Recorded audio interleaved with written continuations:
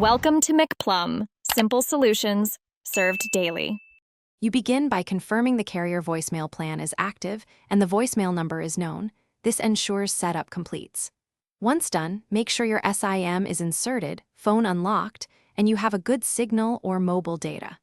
Now open the phone app and go to the keypad. Press and hold the one key to dial the voicemail service. If it doesn't connect, enter the carrier's voicemail number manually. This starts the provider-side setup step you'll complete next. Once connected, follow the automated prompts. Choose language, record your personal greeting, and activate it. These options control what callers hear. Next, create a secure PIN, typically 4 to 6 digits, and repeat it to confirm.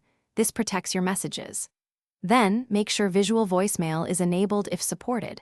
Open phone app right arrow settings right arrow voicemail and toggle visual voicemail on, or accept the carrier's prompts to provision it. This links the device UI to the voicemail account for easier access. You finish by testing.